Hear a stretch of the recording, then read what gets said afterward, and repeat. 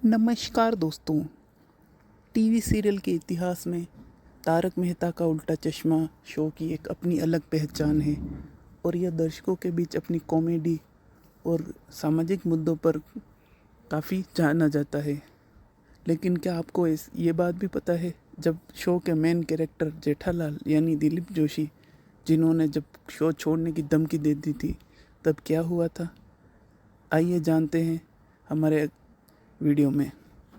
Dilip Joshi TV की दुनिया का बहुत बड़ा नाम है। उन्हें जेठालाल के किरदार के रूप में घर घर में पसंद किया जाता है। पर क्या ये चीज़ आप जानते हैं कि उन्होंने एक बार शो छोड़ने तक की धमकी देती थी? ऐसा क्यों हुआ था, किस कारण से हुआ था, ये सारी वजह आपको जानना ज़रूरी होगी, क्योंकि टीवी सीरियल तारक मेहता का उल्टा चश्मा तकरीबन 100 साल से दर्शकों के दिलों पर राज कर रहा है। इस शो में दिलीप जोशी जेठालाल का किरदार निभाते हैं और उनके डायलॉग, उनके बोलने का अंदाज, उनकी एक्टिंग सब कुछ लोगों को बहुत पसंद आता है। सीरियल को जितनी लोकप्रियता मिली, उतना ही ये कंट्रोवर्सी में भी घिरा रहा। कई बार एक्टर्स ने अचानक ही शो छोड़ दिया और दर्शकों का दिल तोड़ दिया। इससे एक सेट पर बुरे बर्ताव का तो किसी टीम में हो रही ज्यादती का आरोप, ये भी बातें सामने आई।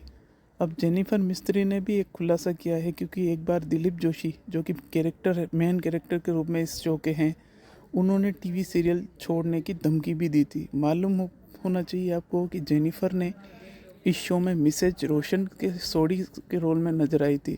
उन्होंने प्रोड्यूसर अमित कुमार मोदी पर भी कई आरोप लगाए थे और कानूनी लड़ाई लड़ी थी।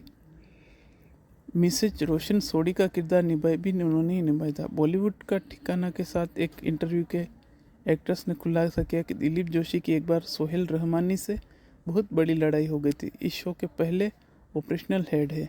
जैसा कि जेनिफर बताती है, एक बार शो के सेट पर दिलीप जोशी और सोहेल खान के बीच तीखी बहस हो गई थी।